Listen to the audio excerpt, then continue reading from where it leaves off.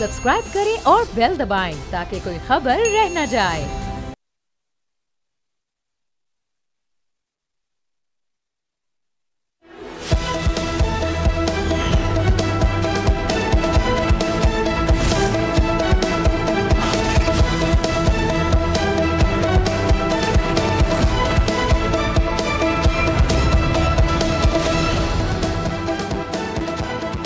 अस्सलाम वालेकुम। प्रोग्राम में खुशामदीद। मैं हूं अफसा कोमल।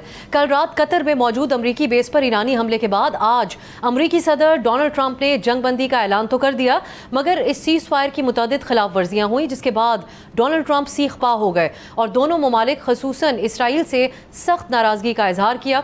उन्होंने कहा कि दोनों ने सीज फायर की खिलाफ वर्जियाँ की, लेकिन मैं इसराइल से ज़्यादा खफा हूँ क्योंकि उन्होंने सीज फायर के बाद आज सुबह फिर हमला किया। अब ये सीज फायर कैसे हुआ, इसके ऊपर भी मुतअद्दिद दावे किए जा रहे हैं। एक तरफ अमरीकी सदर हैं जो कहते हैं कि ईरान और इसराइल ने जंग बंदी के लिए उनसे राब्ता किया, लेकिन दूसरी तरफ कतर के वज़ीर आज़म ने आज गुफ्तगू की और उनका यह दावा था कि अमरीका की तरफ से ये तजवीज़ आई कि कतर सीज फायर के अमल का आगाज़ करे और ईरान से राब्ता करे, जिसके बाद हमने ईरान के साथ बातचीत का आगाज़ किया। अलबत्ता अमरीकी नशरियाती इदारे CNN की रिपोर्ट में अमरीकी सदर और अमीर कतर दोनों के किरदार की निशानदही की गई है। खबर के मुताबिक सदर ट्रंप ने जंग बंदी के लिए इसराइली वज़ीर आज़म से बराह रास्त राब्ता किया, जबकि नायब अमरीकी सदर JD Vance, secretary of state Marco Rubio, मुशीर कौमी सलामती और मशरक़ वस्ता के LG स्टीव विटकॉफ ने भी ईरानी हुकाम के साथ बराह रास्त और बिलवास्ता चैनल्स के जरिए राब्ता किया और इसमें कतर की हुकूमत ने एक अहम सालिस के तौर पर किरदार अदा किया। नाज़रीन, हम आज ये जानने की कोशिश करेंगे कि क्या इस सीज फायर को एक मुस्तकिल जंग बंदी समझा जाए और इस 12 रोज़ की जंग में कौन आखिर कामयाब हुआ, क्योंकि ईरान, अमरीका और इसराइल तीनों अपनी अपनी कामयाबी के दावे कर रहे हैं।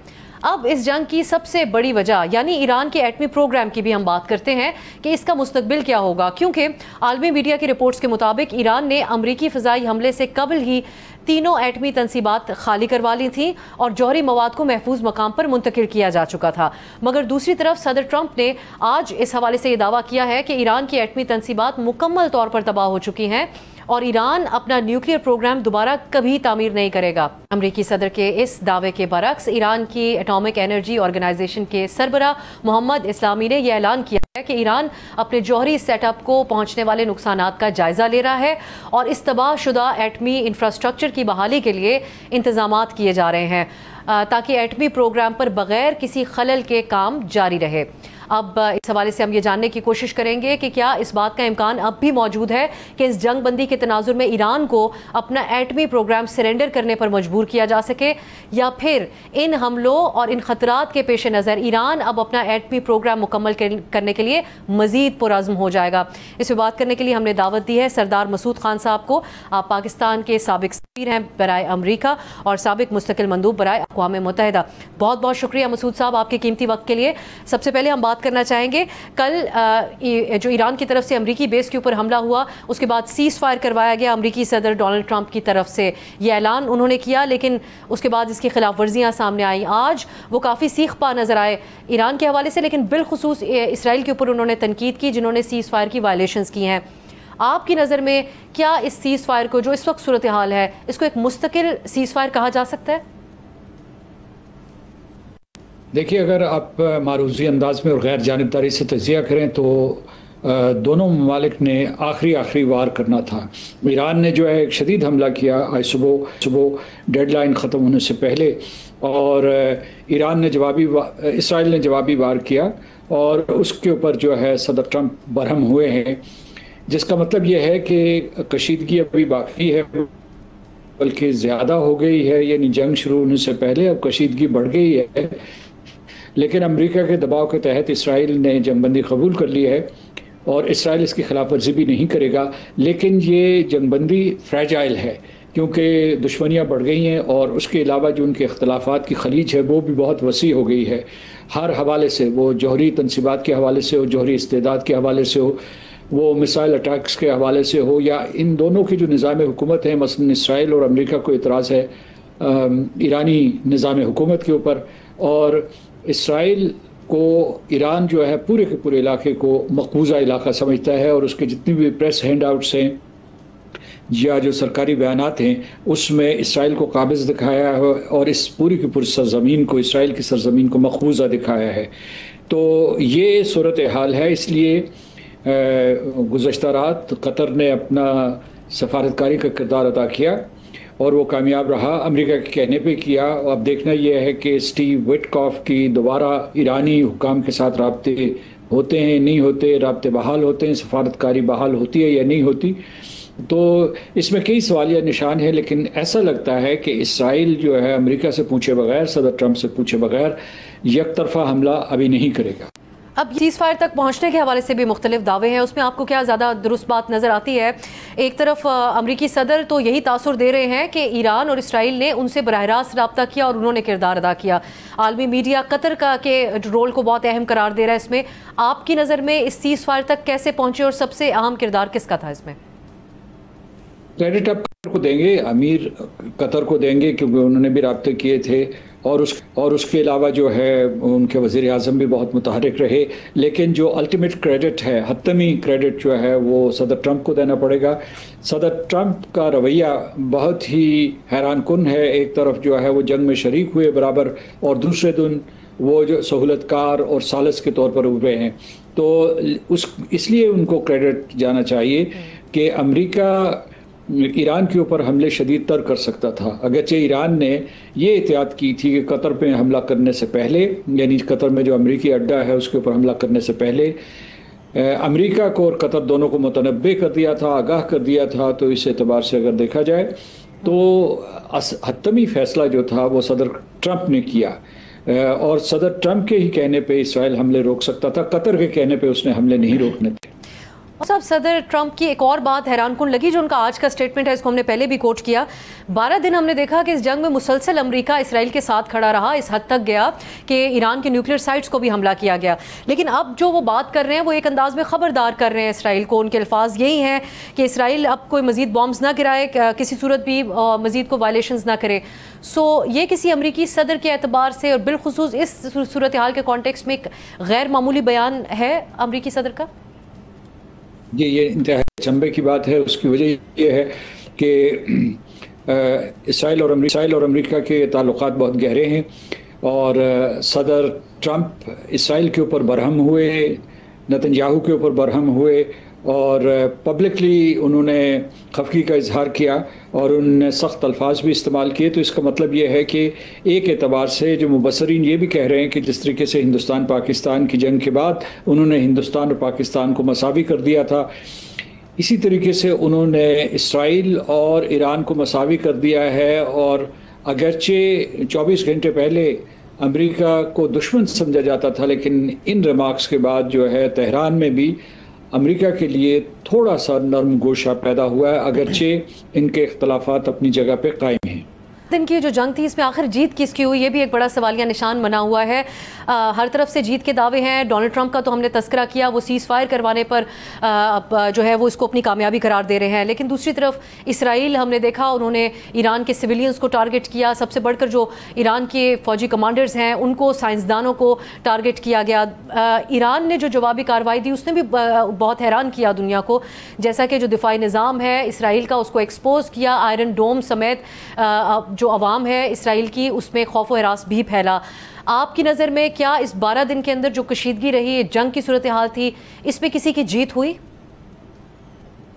देखिए, इस हार ही हार हुई, अमन सलामती की हार हुई और उसे बहुत शदीद ज़रब लगी। उसके बाद ये है कि पूरा खित्ता इंतशार का शिकार हुआ और जो है माशी बहरान पैदा हो गया। फिर जो है सलामती काउंसिल नाकाम रही, अमेरिका भी इस जंग में कूद पड़ा। तो इसमें कोई फाते नहीं है, लेकिन एक बात साबित हुई जिसकी तरफ आपने इशारा किया है कि ईरान को आप एक एतबार से फाते कह सकते हैं, क्योंकि उसके ऊपर यकतरफा जारहाना हमला किया गया था। उसने अपना दिफा किया और काबिल एतमाद दिफा किया। उसने अपनी सरहदों का दिफा किया और अपने गनीम को, अपने दुश्मन को नुकसान पहुँचाया। वो गनीम जो ये दावा करता था कि उसे कोई नुकसान नहीं पहुंचा सकता, कि वो एक शीशा पिलाई हुई दीवार है या उसको नाकाबिल तस्खीर कला है, लेकिन ईरान ने साबित कर दिया कि इसराइल के ये दावे गलत थे। हालांकि उस पे बरसा बरस से अशरों से अमेरिका सरमायाकारी कर रहा है उसकी डिफेंसिव टेक्नोलॉजी में, वो ज़मीनी टेक्नोलॉजी हो, फ़िज़ाई हो या फ़िज़ाई दिफाई टेक्नोलॉजी हो या उनके बहरी असासे हों। लेकिन ईरान के हमले, ईरान के उसके मुकाबले में बहुत पाबंदियाँ थी ईरान के ऊपर, कि माशी पाबंदियाँ थी, फ़ौजी पाबंदियाँ थी। उसके बाद जो है कि वो अपना तेल नहीं बेच सकता था, हर तरफ से उसके रास्ते मसदूद किए हुए थे, लेकिन उसके बावजूद उसने अपना दिफा किया, और ऐसा दिफा जो दुनिया ने देखा। और इस वजह से अगर आपने किसी को फ़तह मंसूब करनी है तो वो ईरान को कीजिए, क्योंकि उन्होंने इस पूरी जंग के दौरान अपने आसाब के ऊपर काबू रखा और फ़ौजी जवाब भी देते रहे और बेहतर सफारतकारी भी की। वो इंटरनेशनल एटॉमिक एनर्जी एजेंसी में हो या जो उन्होंने पैगाम रसानी की अमेरिका की तरफ, या जो उन्होंने पूरे के पूरे ख़ित्ते में राब्ते किए, बिलखसूस जो है खलीजी रियासतों के साथ या रूस के साथ जो उनका राब्ता था, ये सारे के सारे उनकी जहानत की दलील देते हैं। न्यूक्लियर प्रोग्राम का अब आपको क्या मुस्तकबिल नज़र आता है, जहाँ से तमाम कशीदगी शुरू हुई थी? डोनाल्ड ट्रंप का आज का दावा ये है कि ईरान के न्यूक्लियर प्रोग्राम दोबारा वो डेवलप नहीं करेगा, हमने उसका खात्मा कर दिया है। क्या ऐसा है, या फिर मसूद साहब आप समझते हैं कि सिक्योरिटी चैलेंजेस को देखते हुए ईरान मजीद पुरज़्म हो जाएगा अपना न्यूक्लियर प्रोग्राम डेवलप करने के लिए, NPT से निकलने पर भी गौर कर सकता है कि आलमी जो तंजीम है उसने सेफ गार्ड नहीं प्रोवाइड किया इनके एटमी असासों को? जी, इसमें सदर ट्रंप ने यह बयान दिया है और इजहार इत्मीनान किया है कि उन्होंने 3 जो जौहरी तनसीबात थी उनको बहुत नुकसान पहुँचाया, शदीद नुकसान पहुँचाया है। अगरचे उनके अपने जो chairman joint chiefs of staff थे या उसके बाद जो वज़ीर दिफा थे, उन्होंने बड़े मोहतात बयान दिए। आज ही फ्रांस के सदर मैक्रोन का एक बयान आया है कि उन्हें सबसे बड़ा खदशा ये है कि अब जो है खुफिया तौर पर ईरान अपनी जौहरी सलाहियत, हथियारों की सलाहियत पैदा करेगा। वो कहते हैं कि पहले तो वो IAEA की ज़ेर निगरानी अपना जौहरी प्रोग्राम चला रहा था, लेकिन अब उसके ऊपर लाजिम नहीं, क्योंकि जो न्यूक्लियर नॉन प्रोलिफरेशन ट्रीटी है उसने उसे कोई तहफ़्फ़ुज़ नहीं दिया। फिर जो कल इंटरनेशनल एटॉमिक एनर्जी एजेंसी का इजलास हुआ था उसमें भी ऐसे इशारे मिले थे ईरानी हुकूमत की तरफ से कि वो शायद आने वाले दिनों में और सालों में इंटरनेशनल एटॉमिक एनर्जी एजेंसी के साथ अपना ताउन कम करें, क्योंकि ना तो एजेंसी उनकी मदद को आ सकी और ना ही जो है न्यूक्लियर नॉन प्रोलिफरेशन ट्रीटी की फैमिली उनकी मदद को आ सकी। और इसमें यह भी एक ख़तरा पैदा हो रहा है कि जो बाकी अरकान हैं या जो बाकी सिग्नेटरीज़ हैं न्यूक्लियर नॉन प्रोलिफरेशन ट्रीटी के, वो भी सोचेंगे कि भाई अगर सूरत हाल ये है कि ईरान जैसे मुल्क को कहा जा रहा है कि आप सिविलियन पर्पसेस के लिए भी जौहरी तवानाई ना हासिल करें, तो फिर उनको कहाँ से उनके हुकूक का तहफ़्फ़ुज़ कहाँ से? बहुत बहुत शुक्रिया सरदार मसूद खान साहब आपके कीमती वक्त के लिए। नाज़रीन, एक ब्रेक की तरफ जाते हैं, इसी पर हम मज़ीद बात करेंगे। हमारे साथ वाशिंगटन से सीनियर सहाफ़ी मौजूद होंगे और मशरिक़ वुस्ता अमूर के माहिर भी हमारे साथ होंगे। तमाम मामलात को उनके साथ डिस्कस करेंगे एक ब्रेक के बाद।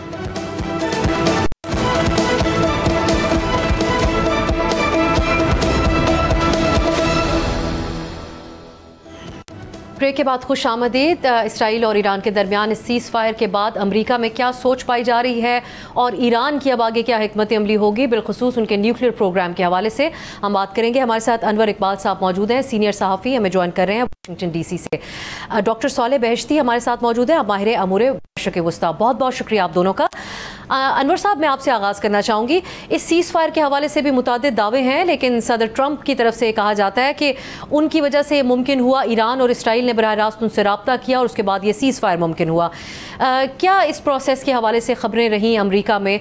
अमरीकी बेस के ऊपर हमला होने के बाद से सीज़ फायर होने तक क्या किरदार रहा अमरीका का और दीगर ममालिक का? देखिए, एक बात तो ज़ाहिर हम भी मानते हैं कि अगर इसराइल पे किसी मुल्क का इन्फ्लुएंस है तो वो अमेरिका का है। तो अगर किसी बात पे इसराइल को राज़ी करना है तो अमेरिका ही कर सकता है, और जाहिर है कि इसमें अमेरिका ने एक रोल प्ले किया। लेकिन आप फिर भी देखें कि इसराइल पे उनका इन्फ्लुएंस होने के बावजूद वो पूरी तरह इसराइल को राज़ी नहीं कर सके। इसराइल ने इसके बाद खिलाफ वर्जियाँ भी की, और जिस पे आपने भी देख लिया होगा उनका जो मैसेज था, जिसमें उन्होंने काफ़ी नाराज़गी का इजहार किया। तो अब जो बात है, आपने बड़ी अहम बात उठाई जो कतर पे हमले की। हमारे यहाँ उसको बहुत ज़्यादा अहमियत दी जा रही है, लेकिन उसमें सारे तबसरे में देख रहा था, उसमें 2 बातें इग्नोर की जा रही हैं। पहली बात तो आपने देखा, खुद ईरान ने भी इस बात को कहा कि हमने पहले से अमेरिका को वार्न कर दिया था, घंटों पहले वार्न कर दिया था कि हम हमला करने लगे हैं आपके बेस पे। तो जाहिर है जब आप मिलिट्री बेस पे हमला करने से पहले वार्न करेंगे तो सारी एहतियाती तदाबीर ले ली गई थी, ठीक है। दूसरी बात यह है कि जो मिसाइल थे वो इंटरसेप्ट कर दिए गए और उससे कोई ख़ास नुकसान नहीं पहुंचा, कोई जानी नुकसान नहीं हुआ। और इससे एक बात वाज़ह होती है कि ईरान भी नहीं चाहता था कि ये बात आगे बढ़े। उन्होंने सिर्फ एक सिंबॉलिक हमला था, उन्होंने एक डिमॉन्स्ट्रेट करना था कि हमारे पास अहलियत है, हम चाहे तो आपके बेसिस पे भी हमला कर सकते हैं, और उन्होंने ये पैगाम दे दिया। तो इसकी एक सिंबॉलिक हैसियत थी इस हमले की, इससे ज़्यादा नहीं थी, लेकिन हमारे यहाँ उसको बहुत बड़ी फतह बना के पेश किया जा रहा है। और दूसरी तरफ इसराइल में भी यही हो रहा है, दोनों फरीक, ज़ाहिर है जंग यही होता है, दोनों फरीक अपने अपने क्लेम्स को एग्जेजरेट करते हैं। जैसे इसराइल में ये साबित करने की कोशिश की जा रही है कि ईरानी हमलों से इसराइल को कोई नुकसान नहीं हुआ, हालांकि बिल्कुल सरासर गलत है। ईरान ने जो इसराइल के बारे में एक तस्वुर था, इनविंसिबल है, नाकाबिल शिकस्त, उसको शैटर कर दिया। आप देखें मुसलसल वहाँ हमले किए और उन्होंने इस बात का अंदाजा कर रखा था कि किस तवातुर से कैसे हमले किए जाए मिसाइल से, तो उनका जो डोम है वो भी काम ना करे। और इधर आपने देखा कि डोम को पेनिट्रेट करके मिसाइल गए और अपने टारगेट्स पे लगे इसराइल में। जी डॉक्टर साले, आप इस बात से इत्तफाक करते हैं, ये बात कल से कही जा रही है कि शायद ये तमाम फरीकैन को एक फेस सेविंग देने के लिए तयशुदा तरीके से तमाम काम हुआ, जिस तरीके से दावा है कि ईरानियों ने पहले ही अमेरिका को इस बारे में बता दिया था, कतर को भी बता दिया था। एक पैटर्न भी पहले देखने में मिलता है, ये चीज़ भी डिबेट हो रही है। कासिम सुलेमानी को जब अटैक किया गया तो उसका बदला लेने के लिए ईरान ने जो कार्रवाई की उसको इसी लाइट में देखा गया। सीरिया में ईरान की एक एम्बेसी को अटैक किया गया, उसका जवाब भी इसराइल के ऊपर हमलों से आया, लेकिन वो सब रोक लिए गए थे। कल जो कार्रवाई हुई और उसके बाद वो सीज फायर उसके अंजाम हुआ, ये क्या सीज फायर के लिए एक तयशुदा तरीकाकार था? आप इस बात से इत्तफाक करते हैं?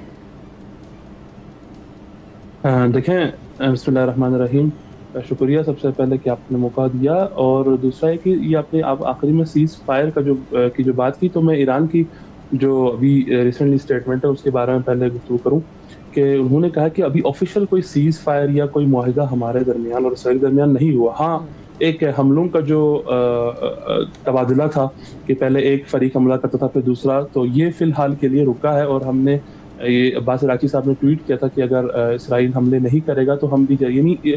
और दूसरा ये भी उन्होंने वाज़ेह किया है कि फौजी ऑपरेशंस के मुतालिक और दूसरे चीज़ों के मुतालिक जो है अभी हमने फैसला नहीं किया। तो फिलहाल इस बारे में तो खैर ये नहीं कह सकते कि उसके नतीजे में ये सीज फायर हुआ। और दूसरा है कि आपका पहला हिस्सा क्या था, माजरत में भूल गया। मैं यही कहिए, क्या ये तयशुदा था कल का ये हमला होना, एक दूसरे को इस बारे में आगाह करना? देखें इस ईरान की जो पॉलिसी है वो वो एक इस्लामी जमहूरिया स्टेट है, इस्लामी जमहूरिया ईरान है, और उनके लीडर्स के कुछ उसूल हैं, कुछ इक़दार हैं, वहाँ के जो खुद ईरान के भी कुछ उसूल और इक़दार हैं, उसके मुताबिक वो कभी भी शबकून वाले हमले नहीं करते। वो हमेशा से एलानिया हमले करते हैं, बता के हमले करते हैं।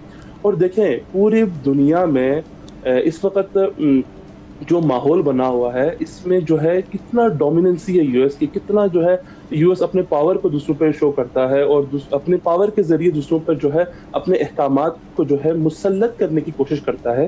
तो इस सिनारियो में ईरान अगर बता के हमला कर रहा है तो इसको हम ये नहीं कहेंगे कि ये तयशुदा था या फेस सेविंग था, नहीं, बल्कि ये ईरान का उसूल रहा है पहले से ही। और ईरान जो है हमेशा ये जुर्अत का मुजाहरा कर रहा है, और ईरान जो है इस जुर्अत का मुजाहरा कर चुका है, एक नहीं दो बार, यानी वर्ल्ड वॉर 2 के बाद से लेकर अब तक किसी ने इसराइल अमेरिका की तरफ एक पत्थर भी नहीं फेंका सिवाय ईरान के। और चाहे वो आप उसको डिफेंसिव उसको ले लें या उसको ऑफेंसिव ले लें या उसको किसी चीज का रिएक्शन ले लें, लेकिन ईरान ने अपनी सालिमियत पर, अपनी सॉवरेनिटी पर, अपने मुल्क की फिजाई हुदूद की खिलाफ वर्जी की कभी उन्होंने बर्दाश्त नहीं किया, और हमेशा से यूएस को बताते रहे कि हम एक जिम्मेदार मुल्क है, जंग हम नहीं चाहते। लेकिन कल जो ईरान ने जो रिटेलिएट किया उससे एक पैगाम ये भी मिल रहा था कि देखें आपके साथ जंग हम नहीं चाहते हैं, फिर भी हमें इस जंग में ना धकेलें। और जिस तरह से अभी इन्होंने फरमाया कि ईरान ने वाज़ेह तौर पर यह पैगाम दिया कि आपके तमाम तर मफादात जो मिडल ईस्ट में हैं समेत आपके बेसिस के हमारे मिसाइल के रेंज में है और आसानी से हम इनको टारगेट कर सकते हैं। और जब ईरान ने इसराइल के 3 लेयर्स हैं, देखें सिर्फ आयरन डोम नहीं है, वहां पे डेविड स्ट्रिंग भी है, एरो भी है, तो ये सब को अबूर करते हुए इन्होंने खुद फरमा रहे थे कि इसराइल को अगर कोई ये कहता है कि नुकसान डॉक्टर साहब, इसमें यकीनन कोई शक नहीं है जिस किस्म का रद्द-ए-अमल ईरान का था वो दुनिया के लिए बहुत हैरान कुन रहा। अगर आप मुझे इजाज़त दें, मैं यहाँ अनवर साहब को शामिल करती हूँ और इस पर आपके से भी बात करना चाहूँगी। अनवर साहब, एक तो डोनाल्ड ट्रंप की जो आज की गुफ्तगू है उस पर अगर आपका क्या तबसरा होगा? पहली बार हम देख रहे हैं कि कोई अमरीकी सदर इसराइल के हवाले से बात करें। चले इस सूरत हाल के कॉन्टेक्स्ट में भी अगर हम देखें तो 12 दिन इतना सपोर्ट करना इसराइल को और उसके बाद आज सख्त तनकीद की उन्होंने इसराइल के इस रवैये पे, जो कहा कि इन्होंने सीज़ फायर की खिलाफ वर्जी की है। उन्होंने कहा बिलखुसूस इसराइल के हवाले से मुझे बहुत इसके ऊपर दुख हुआ। इस पे आप क्या कहेंगे जो आज की उनकी गुफ्तगू है? देखें, जो 17 अक्टूबर यानी पिछले साल से जब वो जो हुआ सारा गाजा पे सिलसिला हुआ और उसके सिलसिले में फिर उसके बाद इसराइल ने कार्रवाई की, उसके बाद से इसराइल की कार्रवाइयाँ, इसराइल की फौजी एक्शन जो हैं वो अमेरिका में काफ़ी गैर मकबूल हैं। आपने देखा कि तो अमेरिका की हर यूनिवर्सिटी में, हर कॉलेज में प्रोटेस्ट हुआ, बहुत सारे जो स्टूडेंट्स हैं निकाले गए, यूनिवर्सिटी पे पाबंदियाँ लगी, आज भी वो सिलसिला जारी है, लेकिन उसके बावजूद प्रोटेस्ट हुए। फिर ये जो ईरान पे जो हमले हैं, ईरान से जंग है, वो भी बहुत सारे हल्के उसकी मुखालफत कर रहे हैं। तो ये इसराइली एक्शन जो हैं वो यहाँ पॉपुलर नहीं है। लेकिन इसराइली रियासत के बारे में अलबत्ता अमेरिका अपनी जिम्मेदारी समझता है कि ये उसका दफा करना, उसको डिफेंड करना अमेरिका की जिम्मेदारी है और वो करता रहेगा। वो किसी भी ऐसी सिचुएशन में अमेरिका ज़रूर मुदाखलत करेगा जिसमें इसराइल को शिकस्त होती नज़र आए या इसराइल का जो है वो अपर हैंड ना हो तो उसमें मुदाखलत करेगा। मगर ये जंग जो है, इसमें सदर ट्रम्प ने जो कुछ कहा है वो पॉपुलर सेंटिमेंट भी है अमेरिका में। जंग के खिलाफ एक सेंटिमेंट अमेरिका के अंदर आप कहते हैं। डॉक्टर साले, अब मुख्तसरन अगर आखिर में हमें आप बताइएगा, ईरान के जो न्यूक्लियर साइट्स हैं उसमें नुकसानात के हवाले से क्या मुसद्दिका बात कही जा सकती है? डोनाल्ड ट्रंप अब ये कहते हैं कि अब मज़ीद अपनी न्यूक्लियर को डेवलप नहीं करेगा ईरान, ये सिलसिला ख़त्म कर दिया गया है। इसकी क्या आप हकीकत बताएंगे? देखें, सबसे पहले सदर जो मसूद पेज़ेश्कियान है डॉक्टर, उन्होंने अभी भी कुछ देर पहले उन्होंने कहा कि ईरान का जो न्यूक्लियर प्रोग्राम है वो वैसा ही चलता रहेगा जैसे पहले से चलता रहा है। और उसके अलावा जो उनके न्यूक्लियर जो साइट्स के जो भी उनके हेड हैं, उनका नाम अभी मुझे जहन में नहीं आ रहा, उन्होंने अभी कुछ देर पहले ऐलान किया था कि हमारे पास कुछ ज़्यादा नुकसानात के इतलात नहीं है, कुछ जुज़ी नुकसानात हुए हैं। लेकिन जैसा कि आपने पहले भी इतलात आई थी कि इन्होंने पहले से कहीं और शिफ्ट कर दिया था और ईरान के एटमी प्रोग्राम को कोई नुकसान नहीं हुआ, कोई खासा नुकसान नहीं हुआ और वो वैसा ही जारी रहेगा। और अभी अगर दोबारा मुज़ाकरात शुरू भी होते हैं, जैसा कि हम देख रहे हैं कि शायद मुज़ाकरात शुरू भी हो रहे हैं, तो जाहिर है ये एक ईरान के लिए भी एक अपर वो होगा टेबल पर, उसके पास एक इम्तियाज़ रहेगा, उसका प्लस पॉइंट रहेगा कि जो है सबसे पहले जो सीज़ फायर का तकाजा जो है वो इसराइल ने किया और ख़ुद अमेरिका ने भी कई दफ़ा, खुद ट्रम्प ने भी कई दफ़ा ये सीज़ फायर किया।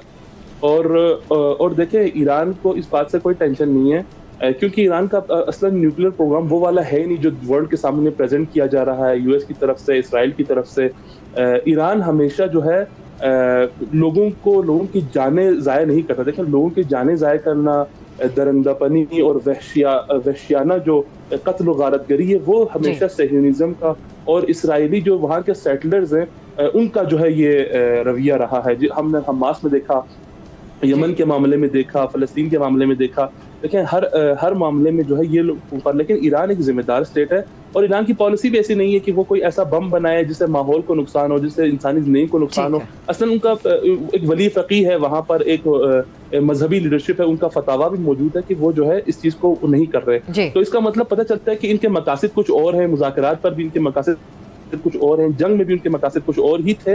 और ईरान की अवाम इस चीज़ से बखूबी आगाह है, ईरान की लीडरशिप इस चीज़ से बखूबी आगाह है और उसका मुकाबला कर रहे हैं और करते रहेंगे। बहुत बहुत शुक्रिया डॉक्टर साले बहश्ती, अनवर, आप दोनों के कीमती वक्त का। नाज़रीन, एक ब्रेक की तरफ जाते हैं, वापस आएंगे तो पाकिस्तान की मईशत के हवाले से बात करेंगे। हमारे साथ खुर्रम हुसैन साहब होंगे एक शॉर्ट ब्रेक के बाद।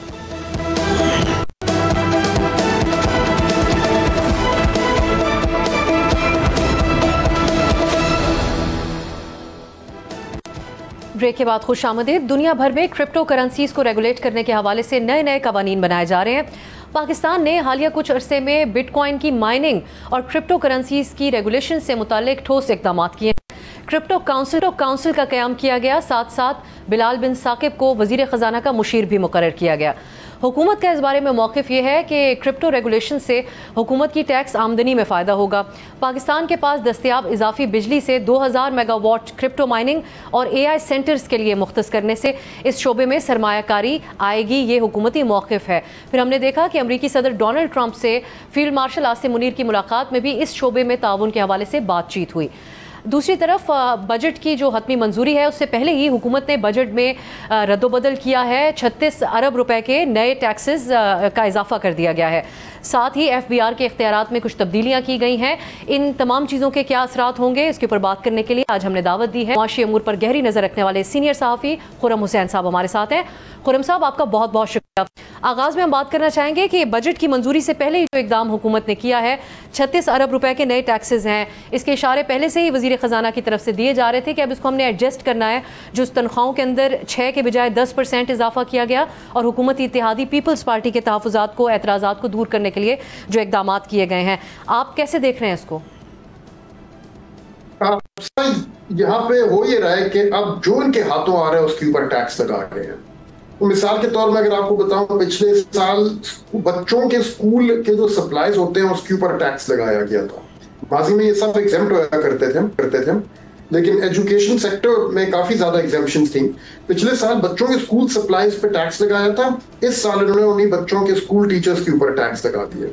और लगाने से मतलब कि 25% की जो उनको रिबेट मिला करती थी वो अब उन्होंने वापस ले ली। और जब नेशनल असेंबली में उनसे पूछा गया कि भाई ये क्या कर रहे हैं आप, तो उन्होंने जवाब ये दिया था कि हम IMF ने हमें मजबूर किया है इस चीज पे, तो हमारे पास हमारे हाथ बंधे हुए हैं इस मामले पे, हमें करना पड़ेगा। इसके अलावा एक और मैं अगर आपको मिसाल दे दूं कि जिन लोगों ने अपने पैसे, अपनी सेविंग्स, अगर थोड़ी बहुत भी आपके पास कोई आमदनी बचती है और आप उसको कहीं एक सेफ जगह पे रखना चाह रहे हैं, तो सेफेस्ट जगह जो होती है वो सेविंग्स अकाउंट है बैंक में। कुछ आपको वहां से रिटर्न मिल जाता है उसके थ्रू, और आपको एटलीस्ट इतनी कंफर्ट होती है कि आपके स्टॉक्स की तरह आपके पैसे उड़ नहीं जाएंगे वहां से।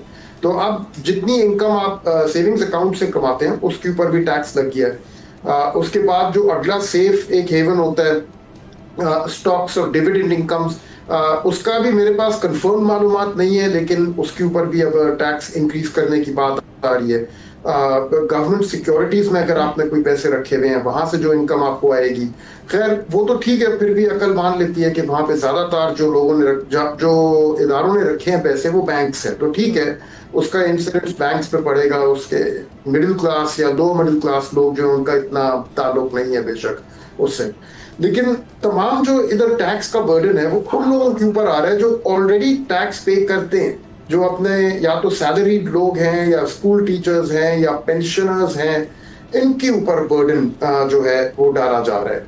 और टैक्स बेस को ब्रॉडन करने के लिए तो पिछले साल तो कम से कम एक ताजिर दोस्त स्कीम ले आए थे, जिसमें कोई खास उम्मीद तो नहीं थी कि वो कामयाब होगी, लेकिन कम से कम थी। तो इस दफा तो वो भी उन्होंने कोई तकल्लुफ नहीं की, लाने की। तो सारा का सारा बर्डन जो है वो अब उन्हीं लोगों के ऊपर लाया जा रहा है जो ऑलरेडी पे करते हैं, जो उनके हाथ आता है बस उसके ऊपर टैक्स लगा देते हैं। ये सूरत हाल अब आ चुकी है।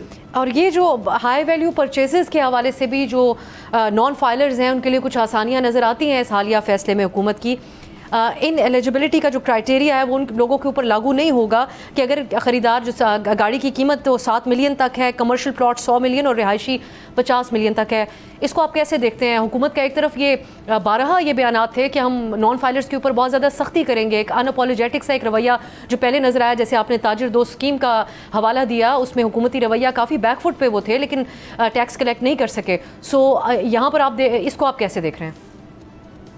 आपने दुरुस्त फरमाया कि बातें इनकी तो बहुत बड़ी बड़ी थी चंद महीने पहले नॉन फाइलर्स के बारे में।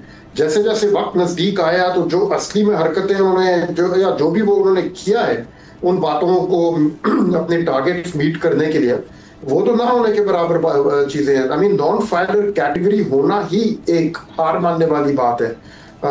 इसका ये मतलब है ना कि आप थोड़ा सा अगर एक जुर्माना भर के आप नॉन फाइलर और टैक्स बन जाए कि आपने एज अ नॉन फाइलर एक लीगल कैटेगरी बना दिया। अब गवर्नमेंट तो कह रही थी कि हम लोग इस कैटेगरी को खत्म करेंगे और सबको फाइल करना पड़ेगा, फलाना ढमकाना, वो तो कई सारी बातें। इन्होंने ये भी कहा था कि हम कैशलेस इकोनॉमी बनाएंगे पाकिस्तान में। उस हवाले से भी कुछ नजर नहीं आ रहा, अदर देन कि ठीक है नॉन फाइलर्स के कैश विथड्रॉल्स जो है उनके ऊपर टैक्स का थोड़ा सा इजाफा कर दिया। वो तो रेवेन्यू मेजर्स ही है ना, सिर्फ कैशलेस इकोनॉमी और डिजिटल ट्रांजैक्शंस को आगे चढ़ाने के लिए कोई खास काबिल जिक्र काम नहीं किया जा रहा। तो अब आई थिंक बेसिकली बात यहीं पे उतर आई है, इस बजट से जो वाज़ेह हो गई है बात कि काम करने में इंटरेस्टेड नहीं है ये गवर्नमेंट। जो कोई हाथ आता है उसके ऊपर टैक्स लगा लेते हैं, और जो नॉन फाइलर्स हैं उनके ऊपर इक्का दुक्का थोड़ा बहुत इंक्रीज करके टैक्स बर्डन इधर उधर, और उसको शक्ल दे देते हैं कि ये हम कैशलेस इकोनॉमी की तरफ या डॉक्यूमेंटेशन की तरफ जा रहे हैं, और वहां पे आके उन्होंने छोड़ दिया बात। एक तो कैशलेस इकोनॉमी के हवाले से हुकूमत दावे करती है कि वो इस तरफ जा रहे हैं, हमें ऑन ग्राउंड बहुत बड़ा एक फ़र्क नज़र आता है। अभी सोसाइटी के एतबार से भी अगर इस मामले को देखा जाए अवेयरनेस उस हद तक नहीं है। दूसरी तरफ अब खुरम साहब एक और टॉपिक है जिस पे आप मुतअद्दिद बार बात करते आए हैं, वो पाकिस्तान में क्रिप्टो माइनिंग के हवाले से जो दिलचस्पी है, ये हमें बिलखुसूस अमेरिका की तरफ से बहुत ज़्यादा दिलचस्पी नज़र आ रही है। हालिया अहम तरीन मुलाकात जो वाइट हाउस में हुई पाकिस्तान के फील्ड मार्शल और अमरीकी सदर डोनाल्ड ट्रंप के दरमियान, ISPR की प्रेस रिलीज़ के मुताबिक उसमें भी इसका जिक्र आया है। इसका आपको क्या मुस्तकबिल नज़र आता है? पाकिस्तान ने कुछ इक़दाम तो किए, लेकिन ये किस हद तक आपको नज़र आता है कि एक सस्टेनेबल है और इसका कोई मुस्तकबिल है पाकिस्तान में एट दिस पॉइंट? नहीं, ये तो सिर्फ कहने की बातें हैं आप सब। जितनी ये जो सारा क्रिप्टो काउंसिल बनाया है उसमें एक शख्स को रख दिया है, क्या आपने नाम लिया था, बिलाल बिन साकिब मेरे ख्याल में जी। और फिर घड़ी घड़ी हमें कोई ऐलान आ जाता है कि अब 2000 मेगावाट क्रिप्टो माइनिंग के लिए दिया जाएगा।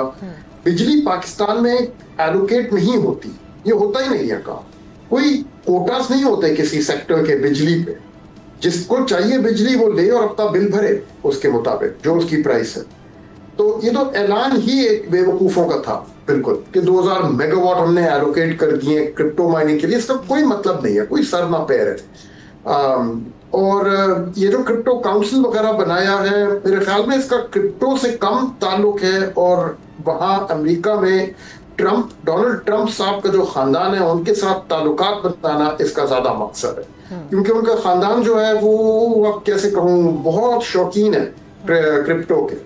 उन्होंने अपने ट्रंप नाम के एक कॉइन भी निकाल लिया है, स्टेबल कॉइन एक चीज कहते हैं, जो उनका खास एक किस्म का कॉइन वो लोग लाने की कोशिश कर रहे हैं, उसको बेचने की आगे बनाने की कोशिश कर रहे हैं उनके साथ। अगर और इनको ये बात वाज़े बताई गई है कि जेरी बीच साहब आए थे, आपको याद होगा फरवरी में, वो यही बात बता के गए थे। उनके साथ जो उनकी डेलीगेशन में लोग थे वो क्रिप्टो के ही लोग थे, और उन्होंने यही बताया था पाकिस्तान हुकूमत को कि अगर आपने डोनाल्ड ट्रंप व्हाइट हाउस के एडमिनिस्ट्रेशन में कोई किसी किस्म के ताल्लुकात बनाने हैं तो crypto is the tool, crypto is the language through which to buy influence in the Trump White House. The government of Pakistan did that. उस हद तक तो ठीक है बात बिल्कुल। और आई थिंक अकल मानती है कि जब फील्ड मार्शल साहब की मुलाकात हुई है डोनाल्ड ट्रंप से, तो उस मुलाकात में भी कुछ बातें हुई होंगी लाजिम क्रिप्टो के इर्द गिर्द, लेकिन इसका ये नहीं मतलब कि कोई बहुत लंबी चौड़ी यहाँ पे ना कार्रवाई होने वाली है। ये सिर्फ इन्फ्लुएंस बनाने के लिए कुछ छोटा मोटा काम किया जा रहा है, और सक्सेसफुली किया जा रहा है, कामयाब हो रहा है, जो नजर आ रही है चीज़। ये हम भी खुरम साहब अगर इस पे ये कह दें आपके, ये अब हम कह सकते हैं कि पाकिस्तान ने इस इंटरेस्ट को सदर ट्रंप के भांपते हुए इस चीज़ के ऊपर काम किया और इस चीज़ को प्रपोज किया, या फिर अमेरिका ने आइडेंटिफाई किया पाकिस्तान के हवाले से इस इंटरेस्ट को क्रिप्टो माइनिंग के हवाले से? ये किसकी तरफ से दिलचस्पी आपको ज़्यादा नज़र आती है? ये जैसे अभी वो क्या नाम था उनका, जेंट्री बीच के नाम से जो आए थे, आपको याद होगा, वो अमेरिका के कोई ऑफिशियल रिप्रेजेंटेटिव तो नहीं थे, वो वैसे ही एक वहाँ के शख्सियत हैं, बड़ी उनके ताल्लुकात हैं उन लोगों के साथ जो ट्रंप खानदान के इर्द गिर्द होते हैं। और उन्होंने आके ये मशवरा दिया था पाकिस्तानी हुकूमत को कि आप ऐसा करें, क्रिप्टो में जाएं, और क्रिप्टो के जरिए अगर आप ट्रंप खानदान के साथ बात करेंगे तो आपकी बात बनेगी दूसरे एंड पे। और उसके बाद हमने देखा कि स्टीव विटकॉफ जो उनके वो हैं बहुत करीबी एक डोनाल्ड ट्रंप की टीम के मेंबर जिन्होंने मिडल ईस्ट में सारी बातें ईरान और इजराइल और इनके साथ की हैं, उनके जो साहबजादे हैं वो क्रिप्टो के बहुत बड़े कोई शौकीन हैं, उनको पाकिस्तान में मेहमान बना के लाया गया। उन्होंने इधर उधर खूब फिरे, उनको लाहौर में मेहमान उनको बहुत बड़ा एक मेहमान बना के उनको दावत वगैरह मिली, वो वापस गए। ये ताल्लुकात बनाए जा रहे हैं दूसरी साइड पे, और इसका मशवरा जेंट्री बीच की तरफ से आया और कामयाबी से हो रहा है ये काम। लेकिन क्रिप्टो इसका कोई ऐसा माशी ताल्लुक नहीं है पाकिस्तान की इकोनॉमी के साथ। जी, बहुत बहुत शुक्रिया खुर्रम हुसैन साहब आपके कीमती वक्त के लिए। नाज़रीन, राय नहीं, अब देखते हैं कि इसका क्या मुस्तकबिल होगा। स्टेट लेवल के ऊपर पाकिस्तान में इसमें बहुत ज़्यादा दिलचस्पी रखी जाती है। पाकिस्तान में भी क्रिप्टो करेंसीज़ के तकरीबन 2 करोड़ के करीब सारिफीन मौजूद हैं। सो देखते हैं ये मामला आगे कैसे बढ़ेगा। आज के लिए इजाज़त दीजिए, खुदा हाफिज़।